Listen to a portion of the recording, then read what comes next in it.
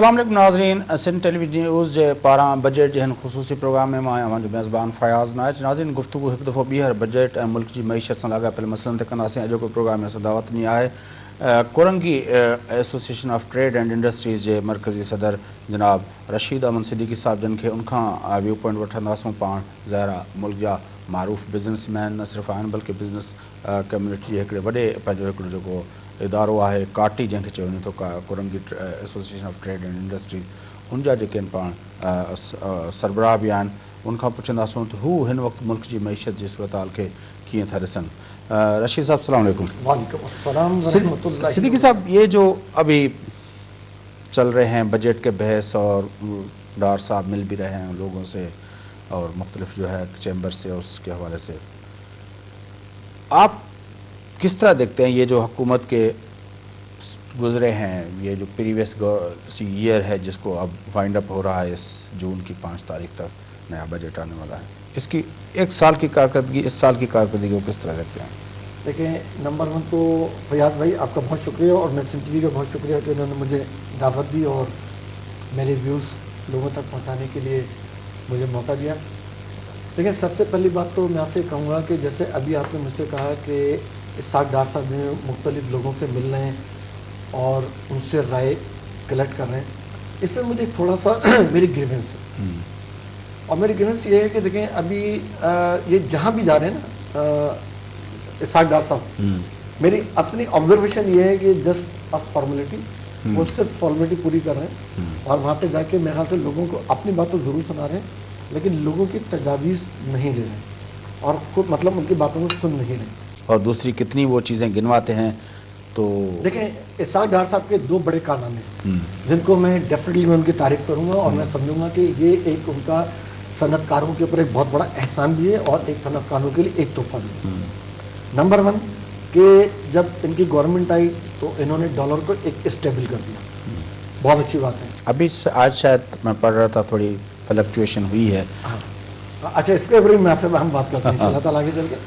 Number 2, जो ये पाकिस्तान की हिस्ट्री के अंदर ये जो मार्कअप लेके आ गए 7%, ये भी इनके लिए काबिल तारीफ़ है और मैं समझता हूँ कि उनके बहुत बड़ा क्रेडिट है और सनतकारों के ऊपर उनकी तरफ से एक ये बहुत अच्छा तोहफा है। ठीक है, अब रह गई बात कि पूरे साल के अंदर हमने क्या करा, क्या कारकर्दगी की। देखिए, पूरे साल के अंदर अगर आप गौर करें, हम सब पूरे साल को नहीं देखते हैं, हम अगर पिछले 6-7 साल को देखते हैं तो पिछले 7 साल के अंदर, या मैं तो कह रहा हूँ आप शुरू से पिछले 15-20 साल भी चले जाएं, हमेशा जब बजट बनता है ना तो हमारे जितने भी वज़ीर ख़जाना होते हैं या जो भी वज़ीर ख़जाना होते हैं, उनका सिर्फ और सिर्फ एक ही गोल होता है कि जितने टैक्स पेयर्स हैं या जितने सनतकार हैं या जितने कारोबारी तबका वो है जो टैक्स देता है, तो हम इस आने वाले बजट के अंदर हम उनको कैसे निचोड़ सकते हैं, हम उनके ऊपर टैक्सेशन का मजीद बोझ कैसे डाल सकते हैं। ठीक है, देखिए, जब जो सनतकार आपके हैं या जो टैक्स पेयर्स हैं, अगर आपने उनको वसात नहीं दी, अगर आपने टैक्स पेयर की वही लिमिटेड टैक्स पेयर अगर आपने रखे, तो एक वक्त क्या आएगा कि मतलब जिसमें कहा जाता है कि टैक्स नेट को एक्सपेंड नहीं किया। ठीक है ना, तो अगर जो टैक्स पेयर्स आपके चलते चले आ रहे हैं, मेरे ख्याल से अगर आप देखें तो आपका सबसे पहले तो टारगेट ये होना चाहिए हर साल कि भाई हम इस दफ़ा टैक्स पेयर्स के अंदर इतने % इजाफा करेंगे। अच्छा, अभी इसाक डार साहब ने रिसेंटली अपना कमेटी अपना बजट के ऊपर जो अपना कैबिनेट कमेटी का इजलास हुआ था पिछले हफ्ते, उसमें दावा किया है कि 2 लाख टैक्स पेयर्स जो हैं वो इंक्लूड किए गए हैं टैक्स नेट के अंदर। अब वो कोई बिजनेसमैन मानता नहीं है। बिल्कुल ऐसा मैं भी नहीं मानता उसको। इस तरह कोई तो माने क्या, उसकी वजह मान ली क्या कि देखिए 2 लाख टैक्स पेयर्स आपने कैसे ऐड कर लेंगे? अगर क्या आपने कोई नई एक ऐसी सनत है जो आप कहेंगे जी ये सनत ऐसी है कि जो पहले टैक्स नहीं देती, हम इसको टैक्स में ले आएंगे, या अगर आप कहें जी ठीक है पहले ज़राअत के ऊपर टैक्स नहीं होता था, अब हम ज़राअत के ऊपर टैक्स लेके आ गए, आप कहें कि निजी प्रॉपर्टी की लेन देन के ऊपर पहले कोई टैक्स नहीं होता था, अब हम उसके ऊपर नहीं, वो तो आप कहानी सुन रहे हैं ना, 7 लाख आइडेंटिफाई हो गए हैं। शौकत अजीज़ के ज़माने से हम सुन रहे हैं कि उनको उनकी गाड़ियों के ऊपर और उनके जो बाहर के जो उनके विज़िट हैं उसके ऊपर और उनके घरों के ऊपर, उस पर हमने ट्रेस करके 7 लाख लोग जो है वो आइडेंटिफाई कर लिए हैं कि जो टैक्स नहीं देते, उनको टैक्स लाने के हर हुकूमत, जरदारी साहब की हुकूमत भी 5 साल यही दावा करती रही कि हम इनको ले आएंगे।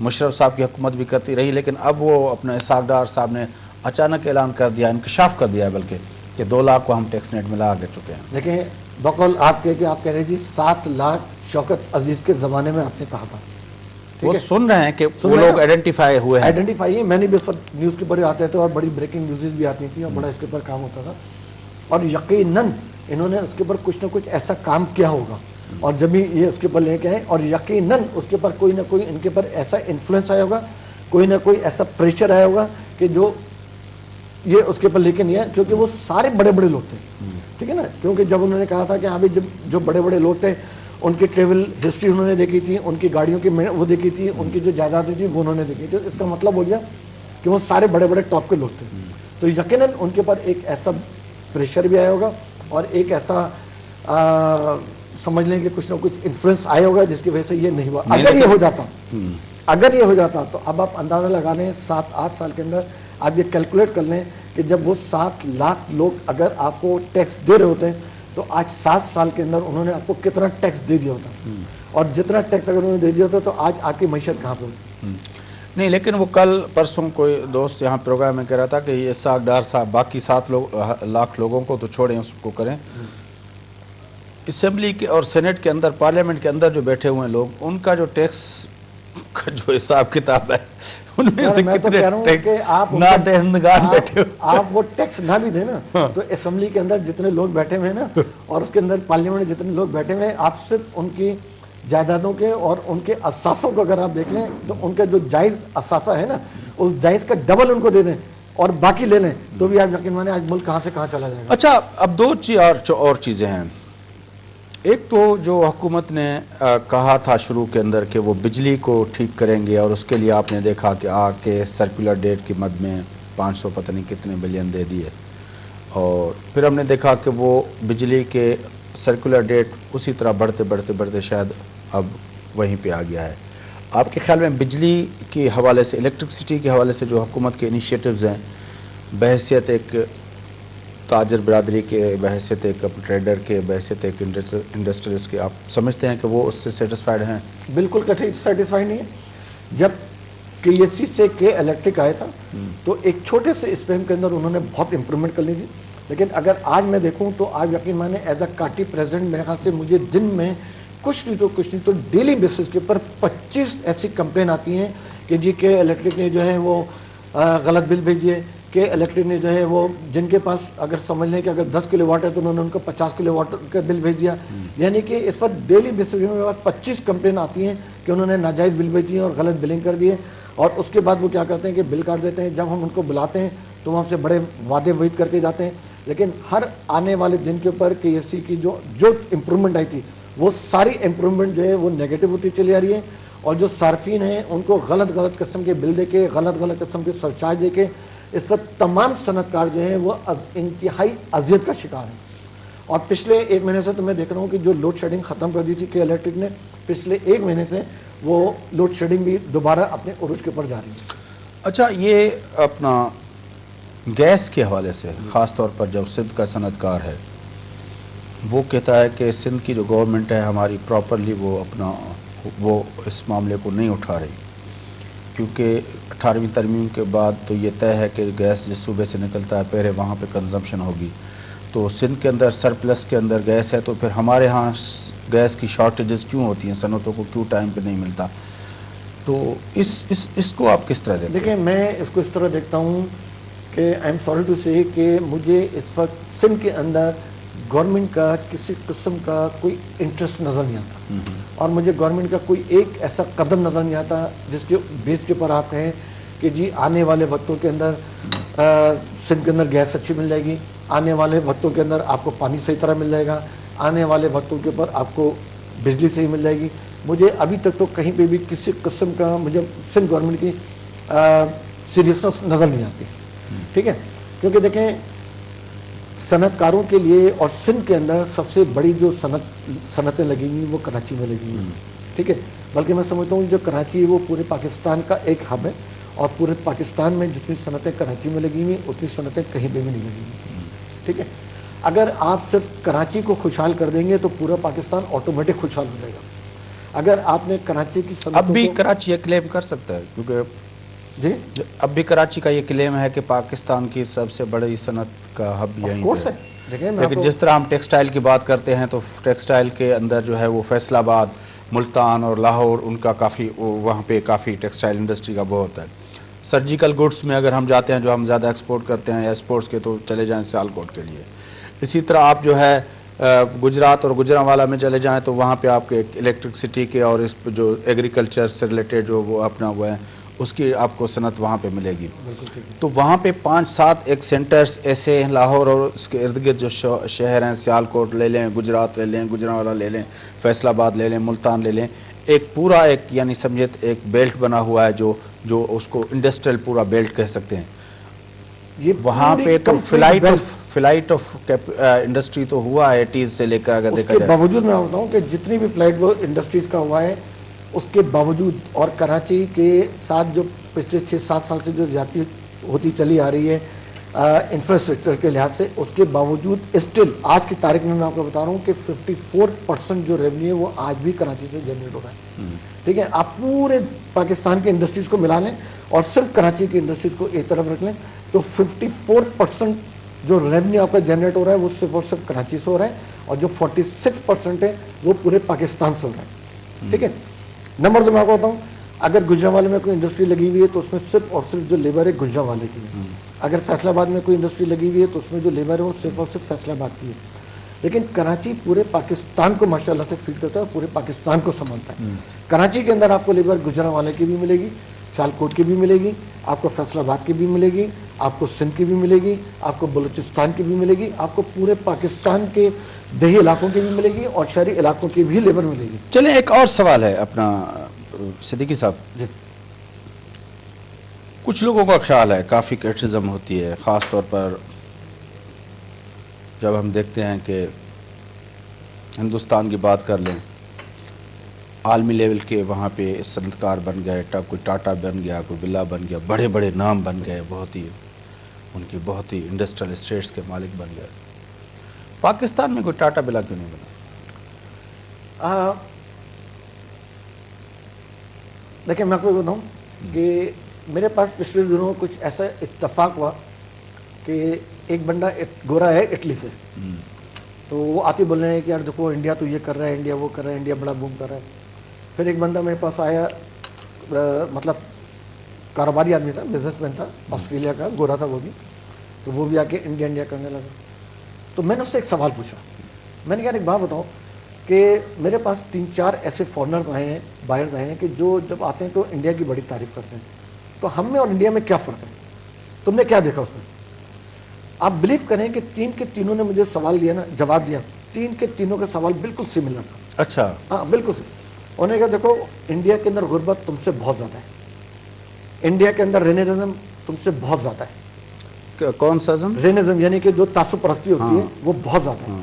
بولے تمہارے تو خالی 4 قومیں ہوں گی نا، ان کے یہاں 34 قومیں، اور وہ ہم سے بہت زیادہ ریجڈ ہیں. ہم تو پھر بھی بڑے کھلے دل کے لوگ ہیں نا، لیکن وہ ہم سے بہت زیادہ ریجڈ لوگ ہیں. انہوں نے کہا وہاں کا کرپشن تم سے بہت زیادہ، مطلب ہر چیز میں کہیں بھی تم سے. بولے صرف اور صرف جو فرق ہے وہ یہ ہے کہ جو ان کے لیڈر ہیں وہ کرپٹ بھی ہیں، لیکن ان کے جو لیڈر ہیں نا وہ ملک کے ساتھ سنسیئر ہیں اور ان کے اندر نیشنلزم ہے. اور تمہارے جو لیڈر ہیں، جو تمہارے ملک کے جو مطلب لوگ، ان کے اندر نیشنلزم نہیں ہے اور وہ تمہارے ملک کے ساتھ بھی سنسیئر نہیں ہے، اور وہ تمہارے جو ان کے ووٹرز ہیں جو ان کو ووٹ دے کے بولے وہ کسی کے ساتھ بھی سنسیئر نہیں ہے. تو ان کا جو کرپشن ہے اور ان کا جو مطلب اس کے اندر جو تمہارے لیڈر ہیں ان کا کرپشن انڈیا کے سیاستدانوں کے کرپشن سے بہت ہائی ہے. لیکن وہ جو ہے اپنا رشید صاحب دیکھیں نا، جو جس طرح ہم ٹیکس پہ بات کر رہے تھے، لوگ کہتے ہیں کہ صنعت کار اور بزنس مین ٹیکس نہیں دیتے. ٹھیک ہے. کیونکہ سب سے بڑا جو ٹیکس ہے پاکستان کا وہ ہے سیلز ٹیکس. 1000 سے قریب کوئی اس کی 1000 ارب کے قریب اس کی کلیکشن ہوتی ہے. جی جی. تو وہ تو جو ہے وہ تو سیلز ٹیکس ہے. وہ تو عام آدمی جو ہم چائے پی رہے ہیں، اگر وہ پی رہے ہیں، کوئی دودھ کا بچے کے لیے کوئی دودھ لے رہا ہے تو اس پہ بھی اس سے آٹومیٹک لگتا جاتا ہے، وہ تو دیتا ہے غریب آدمی. ٹھیک ہے. پھر دوسرا بڑا ٹیکس ہے ہمارا انکم ٹیکس جو 900 ارب کے قریب ہے. اس میں اگر دیکھا جائے تو اس کا بہت بڑا حصہ جو ہے وہ سیلریڈ کلاس دیتا ہے. ٹھیک ہے, وہ تو ایٹ دا سورس کٹ جاتا ہے تو وہ ہوتا ہے. بالکل ٹھیک ہے.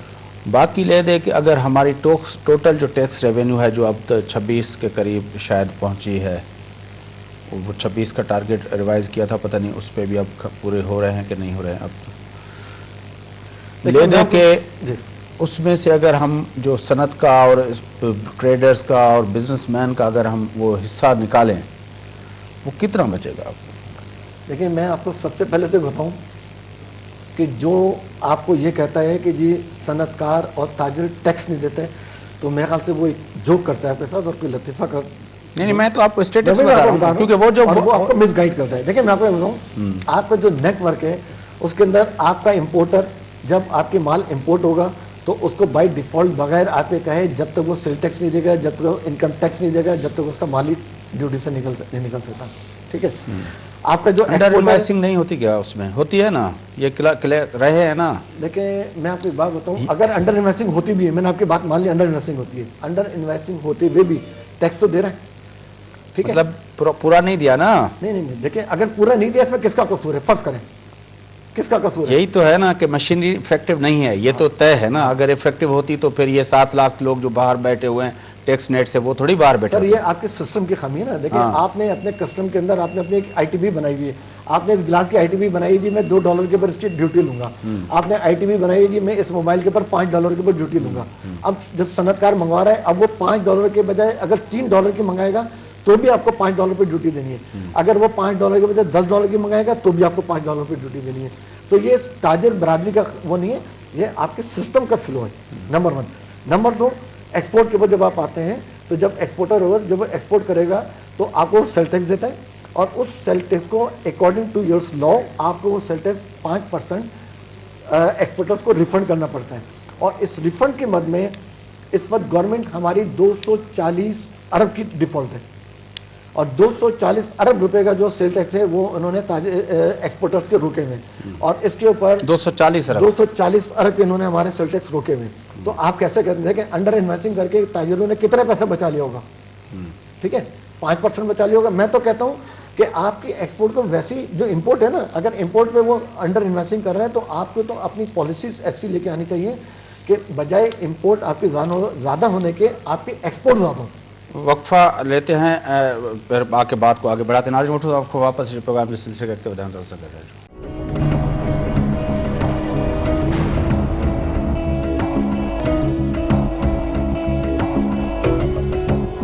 ویلکم بیک ناظرین. اچھا پروگرام جس سلسلے کرتے بتایا ہوں گفتگو کروں تھا ملک جی معیشت جی صورتحال بجٹ کے حوالے سے Karachi association Korangi association of industries and trade and industries جو ہے جن کے کاٹی چی ونجے تو ان جا سربراہ رشید احمد صدیقی صاحب اس گھر میں چوتن گفتگو کرتے بتایا ہوں. جی اپنا صدیقی صاحب, بات ہو رہی تھی کہ ٹیکس جو ہے وہ آپ اس میں آپ بات کر رہے تھے کہ آپ بزنس مین اور ٹریڈر اور وہ میں وہی آپ سے کہہ رہا تھا کہ دیکھیں تاجر آپ کو تو یہ چاہیے کہ جیسے آپ کا ایک وہ ہے کہ نہیں انڈر انویسٹنگ کر لیتے ہیں. نہیں میں کیا یہ شکایتیں جو رجسٹر ہوتی ہے میڈیا کے اندر ضرور ہوتی ہوں گی. انڈر انویسٹنگ جہاں کاروبار ہوتے ہیں یہ پوری دنیا میں سب ہوتے ہیں, لیکن it's all depend on the policy of the country.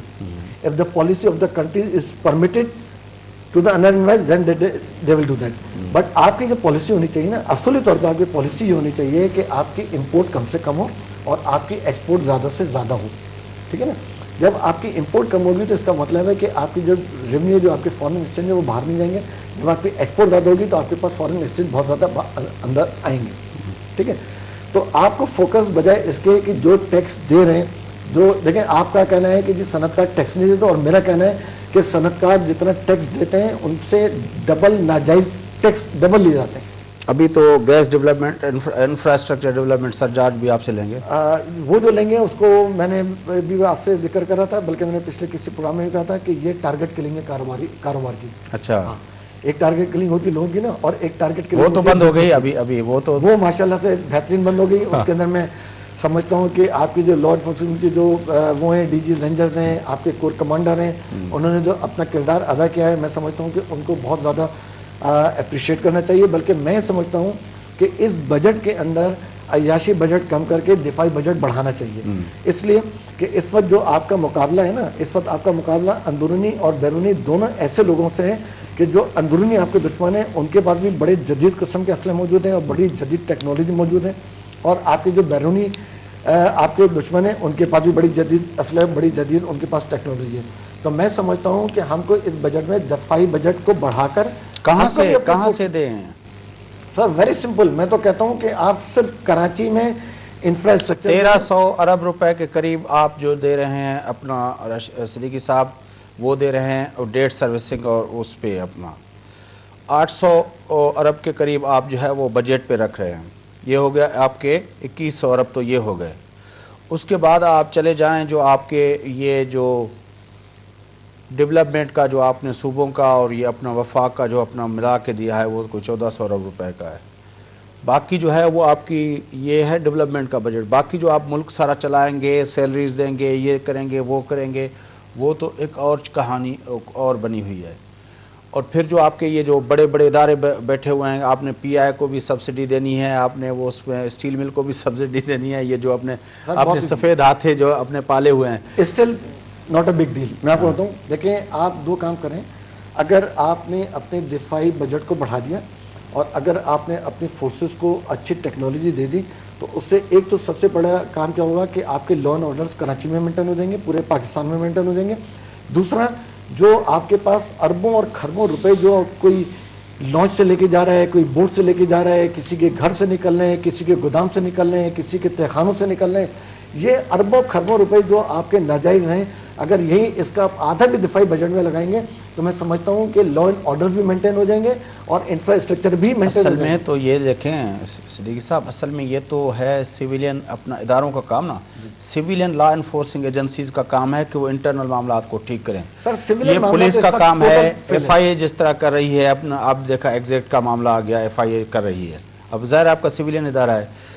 Karachi کے اندر دیکھیں سب سے زیادہ ٹارگٹ کلنگ کس کی ہوئی ہے؟ پولیس والوں کی ہوئی ہے. ظاہر ہے اتنے عرصے سے جو کراچی کے اندر لا اینڈ آرڈر کا ہے اس میں آپ دیکھیں کتنے پولیس والے شہید ہوئے ہیں، لیکن وہ لڑ رہے ہیں تب ہو رہے ہیں اور ظاہر ہے وہ کر رہے ہیں. تو یہ ادروائز بھی ایک نارمل اسٹیٹ کے طور پر اگر آپ نے آپریٹ کرنا ہے تو انٹرنل معاملات آپ کو سویلین لا انفورسنگ ایجنسیز کو اسٹرینتھن کرنا ہوگا. اس کے لیے آپ کو ہر جگہ پہ اپنی اچھی پولیسنگ چاہیے، آپ کو اچھی جو ہے وہ سویلین لا انفورسنگ جو ہے وہ اپنا انفراسٹرکچر چاہیے، اس کا ایجنسیز کے نیٹ ورک کا، پولیس کی جو اپنا وہ نیٹ ورک ہے اپنا وہ جو ڈی آئی بی کی جس کو کہتے ہیں، اور اس طرح کی جو ایجنسیز جو اپنا جو اسپائنگ کرتی ہیں وہ کرتی ہیں، مخبری ان کا جو نیٹ ورک ہوتا ہے وہ آپ کو چاہیے. پاکستان کے جو اپنا فوج ہے وہ جس کو ڈیفنس بجٹ ہم دیتے ہیں تو اس کا تو کام ہے کہ ہمارے فرنٹیئرز پہ جا کے وہ کرے. اور اس حوالے سے دیکھیں ہمارے فرنٹیئرز ہر طرف سے انسیف ہیں. اس طرف ہندوستان بیٹھا ہوا ہے جس کو ہم اینیمی نمبر 1 کہتے ہیں. کچھ عرصہ یہ مشرف کے دور سے ہم نے بند کر دیا تھا، لیکن اب تو کہنا شروع کر دیا. پھر ہر جگہ سے ہم کہہ رہے ہیں کہ رہا ہے، کراچی کے اندر بھی رہا ہے، ہم کہہ رہے ہیں بلوچستان کے اندر بھی رہا ہے. تو وہ تو ان معاملات کو دیکھے گی، ایکسٹرنل معاملات کو. افغانستان سے بھی آپ کو یہ ہے، ایران سے بھی کوئی آپ کو کوئی وہ نہیں ہے. تو انٹرنل معاملات کے لیے تو ہمیں سویلین اداروں کو اسٹرینتھن کرنا پڑے گا. اینڈ آف دا ڈے تو یہی کرنا ہے. سر نمبر 1 تو میں آپ کو ایک بات بتاؤں کہ آپ اپنے گھر میں بیٹھے ہوئے اور آپ اپنے گھر کے سربراہ ہیں اور آپ کے 5 بچے بھی ہیں ماشاءاللہ سے. اگر آپ کے 5 بچوں میں سے یا آپ میں سے کوئی آپ کے دشمن کو گھر میں داخل ہونے کے لیے راہداری دے گا یا ان کو کوئی بیک اپ دے گا یا آپ کے گھر کے اندر کے معاملات اس کو بتائے گا تو کوئی باہر کا بندہ آپ کے گھر میں انٹر ہو سکتا ہے. اگر آپ 5 کے 5 اپنے گھر کے فیور میں، آپ کے 5 بچے آپ کے سمجھ لیں کہ تابع دار ہیں اور آپ کے ساتھ مخلص ہیں، تو میں نہیں سمجھتا کہ کوئی دشمن، کوئی چور یا کوئی ڈاکو آپ کے گھر میں گھس سکے گا. ٹھیک ہے، میرا ان چیزوں اب یہ تو بہت پولیٹیکل ڈیبیٹ ہو جائے گا، اس میں نہیں جاتے. جنرل بات بتا رہا ہوں. اب رہ گئی بات، آپ کہہ رہے ہیں کہ جی سویلین دیکھیں، اگر آپ 6 سال 7 سال مطلب اس کو بھی دیکھیں نا، لا اینڈ آرڈر ٹھیک ہوا ہے آپ کے خیال میں؟ نہیں، میں آپ کو تھوڑی سی اور بات بتاؤں. آپ نے کہا نا کہ جی سویلین گورنمنٹ کو کرنا چاہیے. میں آپ کو بتاؤں کہ پچھلے 5 یا 6 سال پاکستان کی بدترین سال تھے، اور میں آپ کو بتاؤں کہ بدترین سال اس لیے تھے کہ یہ 5 سال اگر آپ دیکھیں تو میرے خیال سے مجھے اور آپ کو اپنے آپ کو مطلب پاکستانی کہتے ہوئے شرم محسوس ہوگی کہ ہمارے یہاں اس وقت یہ پوزیشن ہو گئی تھی کہ ہمارے ٹیررسٹ کی فرنچائزیں بکنے لگی تھی. آپ کو معلوم ہے کہ جو پرچے دینے والے جو تنظیمیں تھیں कॉलोनी के अंदर उन्होंने अपनी फ्रेंचाइजी बांटना शुरू कर दी थी, तो उस वक्त सिविलियन गवर्नमेंट कहाँ थी, उस वक्त आपकी पुलिस कहाँ थी? तो ट्रेड बढ़ा ना, मतलब सर मैं तो बता रहा हूँ ना। तो ये अगर मुझे एक बात बताएं कि अगर आज भी आर्मी इंटरवीन नहीं करती, अगर आज आपके डीजी रेंजर इंटरवीन नहीं करते, अगर आज आपके कोर कमांडर इंटरवीन नहीं करते, एक और तो चीज आपके पे ख्याल में क्या ये लॉ एंड ऑर्डर इतने आज इंप्रूव होते? एक प्रोग्राम का वक्त में मैं एक और चीज़ पे आपके पास हूँ। सारी दुनिया के अंदर जो है वो एसएमईज पे, बहुत स्मॉल एंड मीडियम एंटरप्राइज पे बहुत बड़ा फोकस किया जाता है। बड़ी इंडस्ट्री भी लगती है, लेकिन वो जो बैकबोन होता है, जो पूरा तहरुक लेता है, वो एसएमईज पे होता है। हमारे यहाँ अभी देखें शुगर के कारखाने तो लग रहे हैं, पंजाब के अंदर भी लग गए, इधर भी लग गए, बड़ी इंडस्ट्री के मामला तो हो गए। कहते हैं कि पाकिस्तान की हुकूमत के पास एसएमईज़ के लिए कोई जामे प्लान नहीं है कि वो एसएमईज़ को हम किस तरह स्ट्रेंथन करें, उनके लिए क्या एवेन्यूज़ दें, उनको लोन्स किस तरह दें, उनको आउटसोर्स किस तरह दें, उनको बिज़नेस और मार्केटों तक पहुंचने के रास्ते किस तरह दें। एक बहुत बड़ा ये जो आपने बात करी है ना, ये आपने बहुत अहम बात करी है।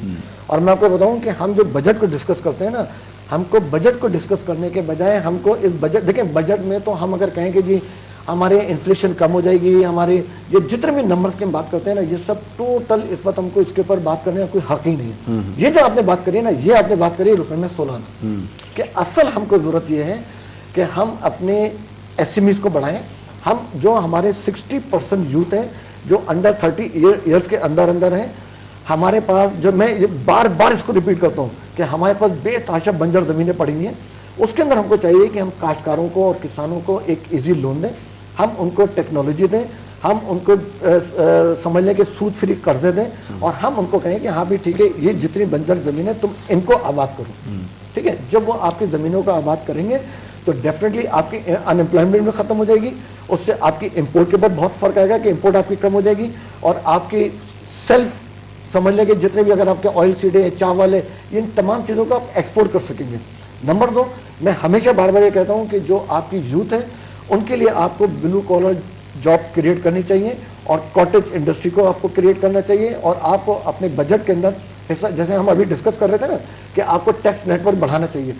जब आप इन काश्तकारों को आज सूद फ्री कर्जा देंगे, आज इन काश्तकारों को जब आप इक्विपमेंट देंगे, तो आप कह सकते हैं कि हाँ यार 3 साल के बाद, 4 साल के बाद जो आज हम इनको दे रहे हैं, तो इससे जो हमारा बीज निकलेगा, इससे जो हमारा फल निकलेगा, ये हमारे मुल्क को मुस्तहकम करेगा। अगर आज आप अपनी यूथ को समझ लें कि ब्लू कॉलर जॉब दे देते हैं, आप बाहर से टेक्नोलॉजी ला के अपनी टेक्नोलॉजी के ऊपर काम करते हैं, तो आप बड़े आराम से कह सकते हैं हाँ यार आज तो हम यहाँ पे खड़े हैं, लेकिन आने वाले 4-5 साल के अंदर अंदर जो हमने अपनी 60% यूथ को हमने टेक्नोलॉजी दे दी है, हमने उनको ब्लू कॉलर जॉब दे दी है, हमने उनके लिए टेक्नोलॉजी, वो तो शोएब शेख साहब ने कह दिया ना कि अगर आप एग्जिट को बंद कर रहे हैं तो आप आईटी में जो है वो अपना उसको दे रहे हैं, हिंदुस्तान का काम कर रहे हैं, आप उसको दे रहे हैं। देखिए मैं समझता हूँ कि हमको किसी एक बंदे को डिस्कस ही नहीं करना चाहिए, हमको किसी एक इदारे को डिस्कस नहीं करना चाहिए, हमको तो जामिया देखना चाहिए कि जामिया अगर हम अपनी यूथ को 60% यूथ को अगर हम ब्लू कॉलर जॉब क्रिएट करके दे रहे हैं, अगर हम अपनी कॉटेज इंडस्ट्री को बूम दे रहे हैं, अगर हम अपने किसानों को, अपने काश्तकारों को, अपने हारियों को बंजर ज़मीनों के लिए अगर हम उनको लोन दे रहे हैं, और अगर उन बंजर ज़मीनों का हम आबाद कर रहे हैं, तो मैं समझता हूँ फिर आपको किसी एक बंदे की मिसाल देने की ज़रूरत नहीं पड़ेगी, बल्कि मैं और आप यहाँ पे बैठे हुए फिर हम कहेंगे कि यार हाँ आज हमारे पास, हम इतनी मुस्तहकम पोजीशन में, आज हमारे पास इतनी पैदावार है कि आज हम चावल भी डबल एक्सपोर्ट कर सकते हैं, आज हम दालें भी डबल एक्सपोर्ट कर सकते हैं, आज हम ऑयल सीड की इंपोर्ट बंद करके आज हम ऑयल सीड भी एक्सपोर्ट कर सकते हैं। एक्सपोर्ट की बात आपने की, मैं देख रहा था कि जो हमारी अपना ख़ास तौर पर जो सबसे बड़ा एक्सपोर्ट की जब बात होती है तो ज़ाहिर है टेक्सटाइल पे आके हम अटक जाते हैं, क्योंकि more than 50% of the exports जो है वो टेक्सटाइल इंडस्ट्री कंट्रीब्यूट करती है। जो अपना टेक्सटाइल पॉलिसी दी है 2014 में उन लोगों ने, वो कहते हैं कि हम 19 तक जो है वो डबल कर देंगे, 13 एक्सपोर्ट का अपना जो है वो टेक्सटाइल का जो एक्सपोर्ट है वो डबल कर देंगे। डू यू थिंक कि ये एक रियलिस्टिक फिगर है? मुझे बताएं कि ये कौन कहते हैं कि हम डबल कर देंगे? गवर्नमेंट ऑफ पाकिस्तान जिसने पॉलिसी दी है। आप गवर्नमेंट ऑफ पाकिस्तान से ये पूछें कि जब आपने एक्सपोर्टर से बिजली छीन ली, जहाँ जिन सनतकारों को आप बिजली, पानी, गैस राशन कार्ड के ऊपर दे रहे हो, तो आप उनसे एक्सपेक्ट कर रहे हैं कि वाकई डबल एक्सपोर्ट कर देंगे? आप मुझे खुद बताएं कि आपकी समझ में आता है? सनत देखें, ये जो हमारी चमड़े की सनत है ना, یہ ایک بہت بڑی صنعت ہے اور اس سے آپ اربوں ڈالر ایکسپورٹ کر کے آپ پیسہ کماتے ہیں. آج آپ کے پاس پانی نہیں ہے, ٹھیک ہے, اور چمڑے کی صنعت بغیر پانی کے چل سکتی ہے. مجھے بتائیں آپ کا گھر بغیر پانی کے چل سکتا ہے؟ نہیں چل سکتا. تو مجھے بتائیں کہ انڈسٹریز بغیر پانی کے کیسے چلیں گی, انڈسٹریز بغیر گیس کے کیسے چلیں گی, انڈسٹریز بغیر بجلی کے کیسے چلیں گی. اور یہ جو آپ کی جی آئی ٹی آ رہی ہے, اگر آپ کی جی آئی ٹی آ گئی, جس کو میں آپ کو کہہ چکا ہوں کہ یہ بزنس کی ٹارگٹ کلنگ ہوگی, تو میں آپ سمجھتا ہوں کہ جو دیکھیں پچھلے دنوں آپ کی بے تحاشا صنعتیں جو ہے نا, کوئی یہاں سے بنگلہ دیش چلے گئی, کچھ صنعتیں آپ کی جو تھیں وہ سری لنکا چلے گئی, کچھ صنعتیں آپ کی بدحالی کا شکار ہو گئی, سائٹ کی بے تحاشا صنعتیں جو ہے نا لان آرڈرز کی وجہ سے بند ہو گئی, ٹھیک ہے. اور یہ سندھ گورنمنٹ نے ابھی 1.5 بلین جو خرچ کیا ہے سکھ انڈسٹریز پہ, وہ تو ظاہر ہے آپ مجھے کوئی ایک انڈسٹری بتا دیں کہ یہ جو سکھ انڈسٹری کے جو دیر خرچ ہو گئے ہیں. یہ میرے پاس کتاب پڑا ہوا ہے, گورنمنٹ آف سندھ کا چھپا ہوا ہے, یہ کوارٹرلی رپورٹ ہے سندھ گورنمنٹ کی. کہتا رہا ہوں کہ رپورٹ تو ضرور ہے آپ کے پاس. رپورٹ تو انہوں نے بھی اپنا سرتاج عزیز نے بھی 7 سال پہلے بنائی تھی کہ جی ہم 7 لاکھ لوگوں کو ایسے ٹیکس نیٹ ورک میں لے کے آئیں گے جو بڑی بڑی گاڑیاں چلاتے ہیں, جن کی بڑی بڑی جائیدادیں ہیں, جن کی بڑی بڑی ٹریولنگ کے بل ہیں, ٹھیک ہے نا. لیکن اس رپورٹ کا آپ کو کوئی فائدہ ہوا نہیں ہوا نا. اس رپورٹ کی تو دیکھیں نا, رپورٹ تو یہ آپ مجھے یہاں پہ بیٹھ کے کوئی ایک ایسی انڈسٹری بتا دیں کہ آپ کہیں یار یہ سکھ انڈسٹری تھی اور سندھ گورنمنٹ نے اس کو پیسہ دے کے سکھ سے جو ہے اس کو انہوں نے ایکٹیو کر دیا. کوئی ایک انڈسٹری کا نام بتا دیں. کہتے ہیں کچھ شوگر کے یونٹ سے وہ سکھ تھے. سر شوگر کے یونٹ اگر ہوں گے تو وہ سیاسی بیس کے اوپر پیسے دیے ہوئے ہوں گے, وہ بندر مارٹ ہوگی اور بندر مارٹ کا تو ڈیفینیٹلی کسی کے پاس کوئی ریکارڈ نہیں ہوگا. اچھا, یہ جو سارا ہم ڈسکس کر رہے ہیں, جس طرح آپ نے کہا کہ ایک پوٹینشیل بھی ہے ملک کے اندر, اور اس میں مطلب جس طرح سے دیکھا جائے کہ ملک کے اندر گیس بھی ہے اور آپ کے پاس بجلی پیدا کرنے کے جو سورسز ہیں, ونڈ سے لے کر پانی سے لے کر کوئلے سے لے کر, وہ سارے آپ کے پاس سورسز بھی موجود ہیں. آپ کے پاس تو بجلی کا قحط کبھی ہونا ہی نہیں چاہیے. پھر جس طرح ایک پوٹینشیل ہے کہ جس طرح یوتھ کی بات کی کہ بہت ہی انرجیٹک یوتھ ہر وقت ہمارے پاس موجود ہے. اب اس سارے سینیرو میں آپ اس وقت آنے والے بجٹ میں کاٹی کے سربراہ کی حیثیت سے کیا تجاویز دینا چاہیں گے؟ بہت مختصر ٹائم ہے. دیکھیں میری تو تجاویز ہمیشہ یہی ہوتی ہے کہ میں تجویز یہ دوں گا کہ کیا آپ کی ڈیمانڈس ہیں گورنمنٹ؟ ہماری ڈیمانڈ تو دیکھیں بہت سمپل ہے. ہم کہتے ہیں ہم کو صرف انفراسٹرکچر دے دیں, ہم کو بجلی پانی گیس دے دیں, ختم بات, ٹھیک ہے. ہم ان کو سب کچھ دے دیں گے. نمبر 2, جو آپ کا ایف بی آر کا جو سسٹم ہے جو بلیک میلنگ کے اوپر مبنی ہے, وہ ایف بی آر کے سسٹم کو آپ کو اس بجٹ کے اندر اپنی ایسی پالیسی لے کے آنی چاہیے کہ جس کے اندر جو ایف بی آر جو ہر کاروباری کو, کوئی ایسا بندہ نہیں ہے. دیکھیں آج لوگ ٹیکس نیٹ ورک میں آنے سے کیوں ڈرتے ہیں, کیوں گھبراتے ہیں؟ صرف اس لیے ڈرتے ہیں کہ یار اگر آج ہم ٹیکس نیٹ ورک میں آ جائیں گے تو ایف بی آر کسٹم جتنے بھی گورنمنٹ کے ادارے ہیں نا, یہ مختلف طریقوں سے اپنے ناجائز نوٹس بھیج کے, ناجائز اپنے چالان بھیج کے ہم کو ہراساں کرتے ہیں. بڑی مہربانی صدیقی صاحب, آپ نے ہمیں جوائن کیا. ناظرین, Karachi Korangi association of trade and industries سربراہ رشید احمد صدیقی صاحب سے گڈوا گفتگو تام بدھی پروگرام جو وقت پورو تھے تو پہلی میزبان فیض ناز کی اجازت سے کریں.